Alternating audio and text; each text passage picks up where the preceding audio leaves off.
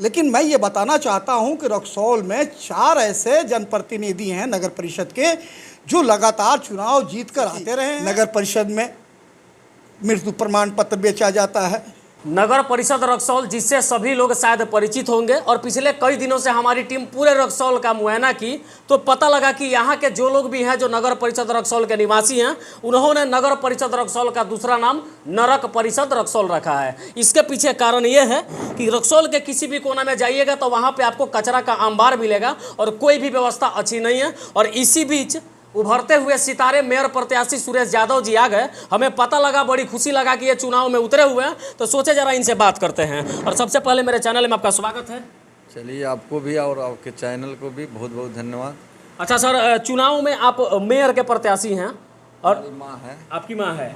अच्छा, तो माता जी को चुनाव आप लड़वा रहे हैं मेयर के लिए, किस मुद्दा को लेकर लड़वा रहे हैं? रक्सौल में मुद्दा ही मुद्दा है। आप खुद अभी एक एक वार्ड और एक एक गली मोहल्ला का मुआयना किए होंगे और समझ में आया होगा कि रक्सौल नगर परिषद से कहीं अच्छा आज ग्रामीण क्षेत्र है। कोई ऐसा गली, कोई ऐसा नाला, कोई ऐसा मोहल्ला नहीं है जहां रोड, नाला, पानी का अंबार हो, कचरा का अंबार हो। और सबसे बड़ा यहाँ मुख्य मुद्दा है करप्शन, घूसखोरी, गुंडागर्दी। तो जब तक ये ख़त्म नहीं होगा, जब तक रक्सौल स्वच्छ रक्सौल और स्वस्थ रक्सौल होने वाला नहीं है। बिल्कुल, हर जगह हर वार्ड में जाया जाए तो एक बोर्ड मिलता है और उस पर लिखा होता है स्वच्छ रक्सौल और सुंदर रक्सौल, लेकिन उस प्रकार का दृश्य कहीं भी पूरे रक्सौल में दिखाई नहीं देता है। अच्छा, आप इस मुद्दा को लेकर चुनाव में उतरे, लोग कैसे विश्वास करें कि सुरेश यादव जी आएंगे तो हमारे यहाँ से कचरा का जो अंबार लगा वो हटेगा? कहीं ना कहीं हमसे लोग को एक पारिवारिक रिश्ता है और इस लड़ाई लड़ने के लिए रक्सौल नगर परिषद रक्सौल विधानसभा में ही आती है। और इस लड़ाई के लड़ने के लिए हमने कई दशकों से प्रयासरत है और पिछली बार भी हमने 2 बार यहाँ चुनाव भी लड़ चुका है। चुनाव हो सकता है अपने तकदीर से हार गया, लेकिन यहाँ के जनता हमें नहीं हराई, हमें अपार बहुमत देने का काम किया। उसी उम्मीद और विश्वास के साथ हमें पुनः विश्वास है कि आज जो बिहार सरकार के द्वारा जो नया नियम लाया गया कि मुख्य पार्षद और उप पार्षद का चुनाव डायरेक्ट यहाँ का अब खास नहीं, यहाँ के आम जनता चुनेगी, तो यहाँ की आम जनता पे हमें पुनः विश्वास है।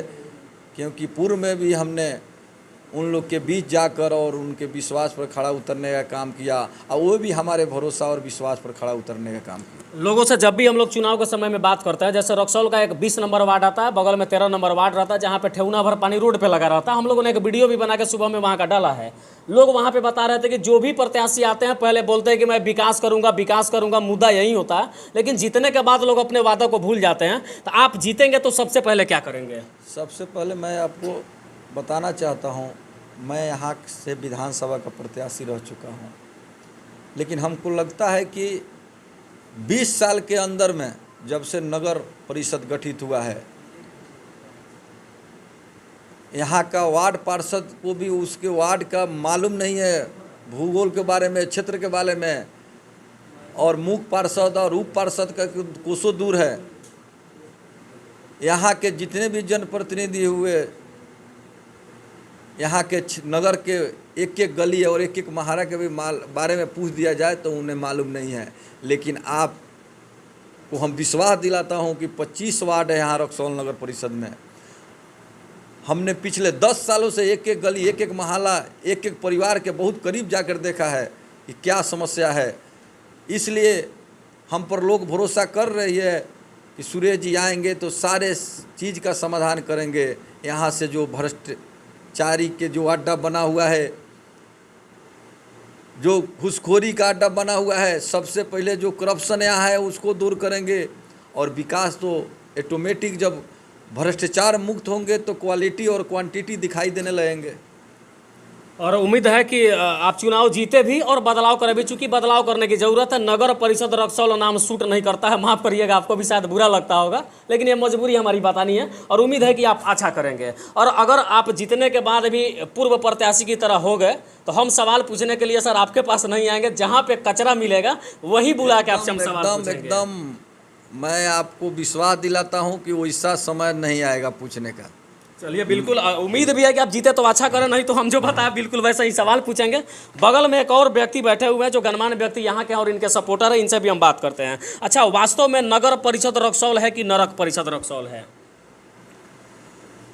देखिए, रक्सौल नगर परिषद तो वास्तव में सरकार ने, व्यवस्था ने तो बनाया था, लेकिन अभी सुरेश जी ने कहा है कि 20 वर्षों से लगातार जो है यहाँ भ्रष्टाचार जो है हो रहा है और लूट का अड्डा बना हुआ है। तो मैं समझता हूँ कि आप इस बात को समझते होंगे कि आपने पहले भी कहा है, जब आपने अपना चैनल की शुरुआत की है तो कहा है कि रक्सौल नगर परिषद से नगर जो है नरक पालिका नरक परिषद बना दिया गया है। तो ये बना दिया गया है, कौन बनाया है? जो लगातार 20 साल से चुनकर आते रहे हैं, उसमें कुछ लोग हारते रहे हैं, कुछ लोग जीतते रहे हैं, लेकिन कुछ लोग अंगुली पर गिने जाने वाले लोग हैं जो लोग लगातार ये 20 वर्षों से चुनाव जीतते आ रहे हैं। मैं उनका नाम नहीं लूँगा, लेकिन मैं ये बताना चाहता हूँ कि रक्सौल में 4 ऐसे जनप्रतिनिधि हैं नगर परिषद के जो लगातार चुनाव जीत कर आते रहे हैं और चेयरमैन से लेकर मुख्य पार्षद से लेकर उप पार्षद तक, उप मुख्य पार्षद तक और लगातार पार्षद तक बनते रहे हैं।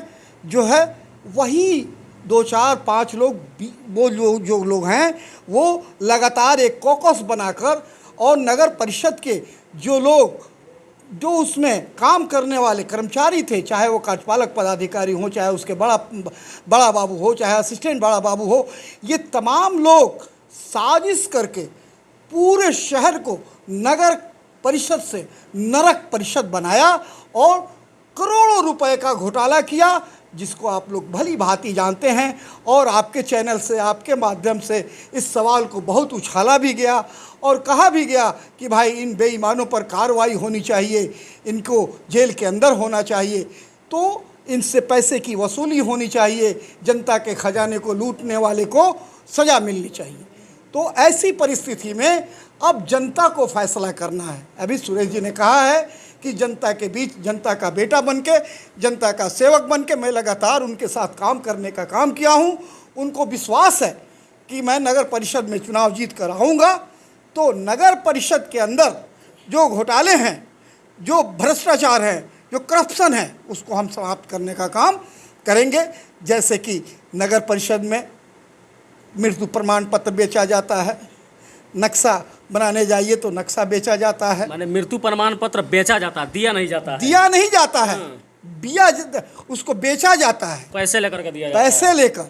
और अगर शिकायत कीजिए उनके प्रतिनिधियों से, मुख्य पार्षद से, पार्षद से, तो वो लोग कहते हैं कि क्या कीजिएगा, सिस्टम है। सिस्टम इसलिए है कि वो खुद करप्ट है और करप्ट होने के कारण वो जो है वहाँ से कमीशन लेता है उन पदाधिकारियों से, उन कर्मचारियों से, और जनता को लूटने और लुटवाने का काम करता है। जिस जनता ने उसको विश्वास करके जनप्रतिनिधि बनाया, जिताने का काम किया, इसलिए उसको जो है जनता माफ़ नहीं करने जा रही है इस चुनाव में।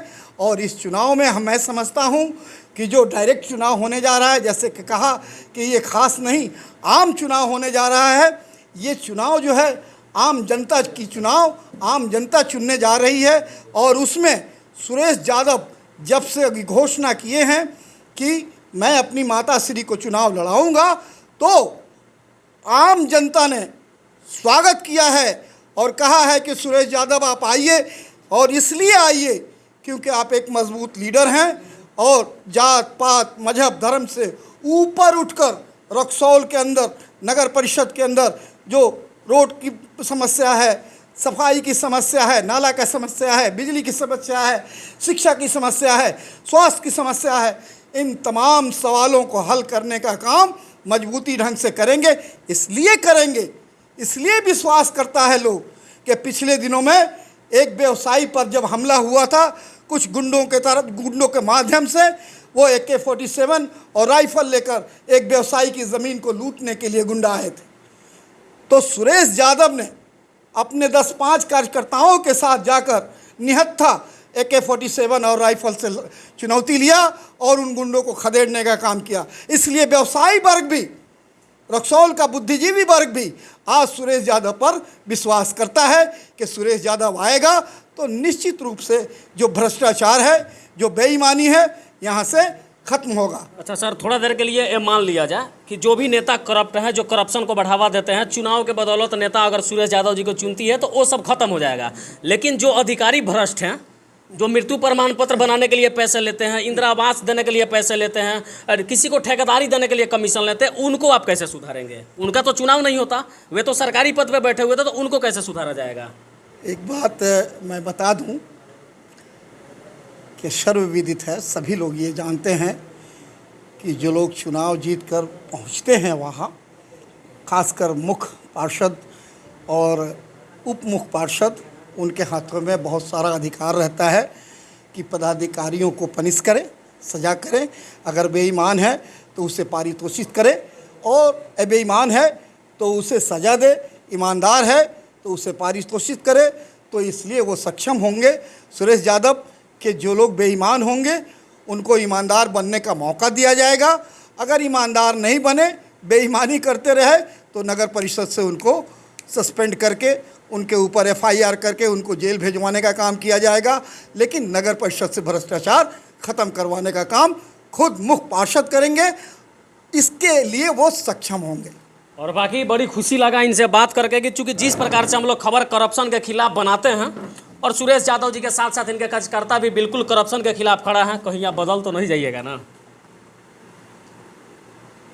मैं 200% आपको विश्वास दिलाता हूँ। मेरे सिद्धांत और विचार के बारे में यहाँ एक एक बच्चा, एक एक परिवार, एक एक माँ बहन वाकिफ़ है। हमको नहीं लगता है कि जो 20 साल में जो नहीं हुआ है, लगता है कि 20 दिन में दिखाई देने लगेगा। और दोबारा हमने शिकायत करने का और इस सवाल को आपको फिर दोबारा पूछने का मौका नहीं दें। चलिए, यही उम्मीद भी है आपसे बात करने के, चूंकि ये सवाल मुझे दोबारा खड़ा नहीं करना पड़े अन्य पार्षदों के जैसे, अन्य मेयरों के जैसे। आपसे उम्मीद है कि जीतने के बाद आप अच्छे कार्य करेंगे। अगर अच्छे कार्य करते हैं तो रक्सौल के धरती पे एक इतिहास लिखा जाएगा कि एक लौता नेता सुरेश यादव निकले जिन्होंने यहाँ से करप्शन को समाप्त किया, यहाँ से बहुत सारे माफियाओं को भगाया और करप्ट अधिकारियों को भी पनिश करके, दंडित करके सुधारने का काम किया। बाकी रक्सौल की जनता इनकी पूरी बातों को सुनी। अपना विचार कमेंट बॉक्स में जरूर डाल दीजिएगा। अभी चुनाव है, सच्चे को चुने, अच्छे को चुने, ताकि आपके हर सुख दुख में साथ दे। जय हिंद।